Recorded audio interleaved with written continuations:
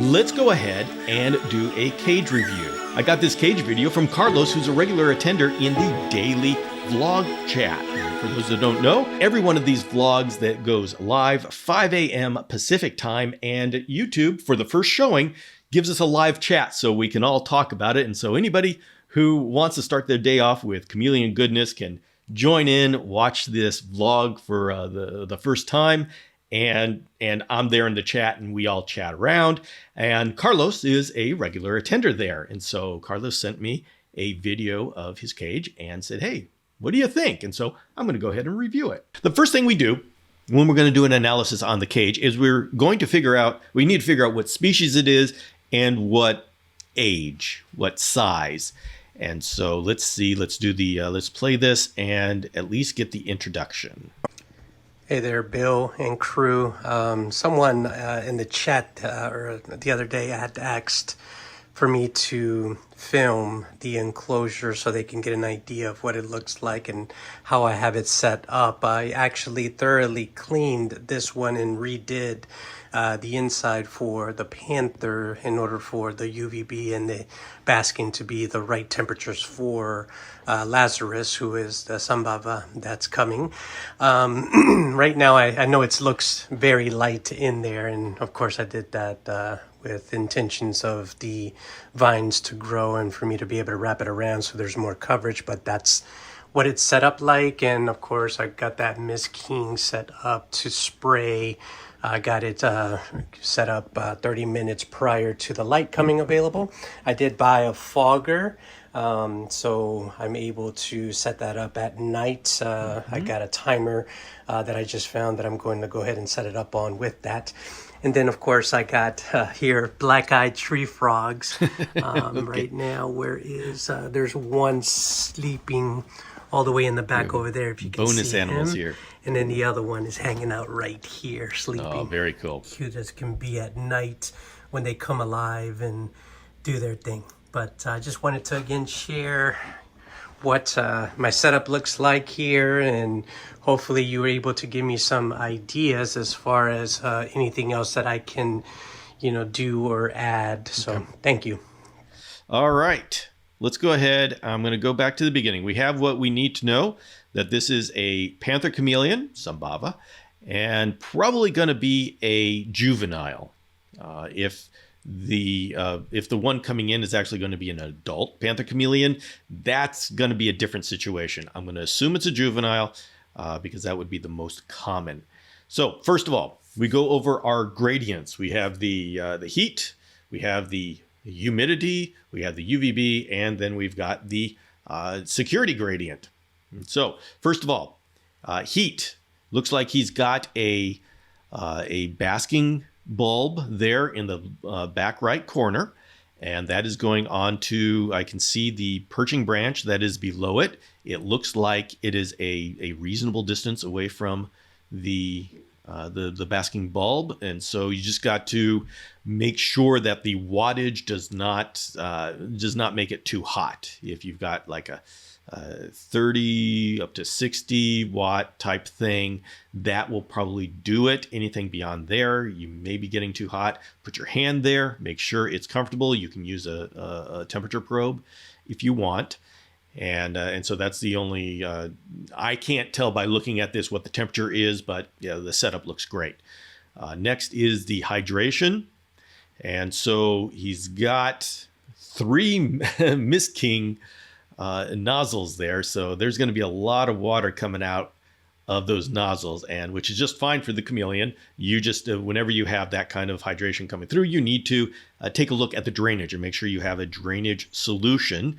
And it looks like he has a substrate tray in there. Okay, so here is something I'm going to give some advice to. The Zoomed Reptibres, that cage line comes with substrate trays. Substrate trays are trays that go inside the cage. The problem with substrate trays is that they collect the water in the cage and mix it with the poop. And so you have poop soup. The misters go off, you get some water at the bottom of the cage, poop goes down, and it mixes. The ideal situation is where you have a drainage tray, to where there's a tray under the cage. And so the water all drains into that tray and is separated from the poop. So you don't get that poop soup situation.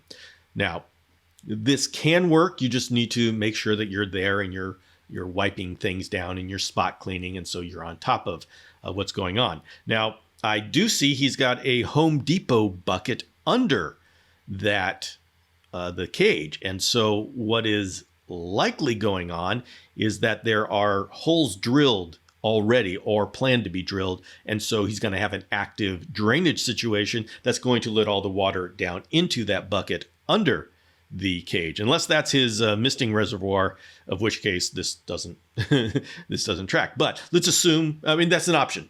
Carlos or anybody else watching this, you can have your a bucket under the cage, and you can drill holes in that substrate tray so the water goes down and gets out of the cage. Now, if you have a captive hatched panther chameleon, the chances that you're going to have a parasite load are low. It's not unheard of, and in fact, it's probably more common than we realize. And so, assuming that there's no parasite load, it's going to be a bacterial issue, not a parasite issue. Fact is, you don't want a whole lot of water around your poop and marinating. So you've got to find some way to get that water out of the cage. Also hydration, he's got a fogger that he's going to set up. So now he's going to have the ability to either fog or mist. Misting is really great for coating the surfaces with water so the chameleon can lick off the leaves. Fogging is great for keeping the humidity up so the chameleon doesn't dehydrate. And you use that fogger, use it at night, let them sleep in a cloud. And it's amazing how chameleons retain their hydration. They don't get dehydrated when you use the fogger. Now, once again, it's important that you have something at the bottom and you have a plan for all of that water. Even if you just mist little bursts, which is what I do, and you don't drench the bottom, you don't have a whole lot of water in the bottom from the misters, you've got a couple of gallons of water vapor that is eventually, it is water. So it eventually will come down and hit the bottom. Now, I can see he has got tarp along the sides. So he has the sides and back are covered in tarp. And what that does, the strategy behind that, not only is it a visual barrier, but visual barrier, let's go to that. That can serve you so the chameleon doesn't feel like he can be attacked from the side. So it is kind of a security thing, but it holds in the humidity. And so he's going to be able to be much more effective with that fogger being input and the mister in retaining the humidity. Now, I don't know that I saw the front. If the front is totally screened, it's going to be really hard to retain humidity. To really retain the humidity, you need to cover the front door, the front main door, and cover that with, I use window insulation. In fact, actually, I don't have it on that one back there, but I have it on the sides and the back. It's this shrink wrap window insulation that you can put on the front door to enclose it in. So Carlos, when you are implementing this, if you find that you're not able to raise the humidity up to where you want to at night, generally close to 100% at night, then you can put that shrink wrap window insulation on the front. And that's just where you put double-sided sticky tape all around the frame, and you have this like saran wrap thing that you put on it that you stick to it. But when you take the hair dryer out, it tightens, and so it's actually very useful. It's used to insulate windows, so they're serious about it, and the tape really holds. So it's a great system. So do that, and if you cover the front and you still can't get the humidity you're looking for, you actually can partially cover the flip-up screen door at the bottom and just leave like an inch at the top, not covered. So that's the hydration. and you select what your hydration cycle is going to be. Of course, I have it on the Chameleon Academy, what I recommend. You can go to the Panther Chameleon profile page, and on there, I give the entire hydration schedule that I use. Now, UVB. It looks like there is a Pro T5 UVB that is about 3 inches, 2 to 3 inches above the cage top. All right, that is excellent if it's going to be, if that in there is a 6%. But if, and you got to figure out what UVB gradient you want inside your cage. I use UV index of 6 at the top and UV index of 3 at the basking branch, or a couple inches above, an inch or two above the basking branch, which is where the chameleon's back is going to be. This is about 6 inches away from a 6% going through the filter of the screen top, the ReptiBreeze screen top, or 12 inches if you use a 12%. Now, the 6 inches and 6%, 12 inches, 12% is a complete coincidence.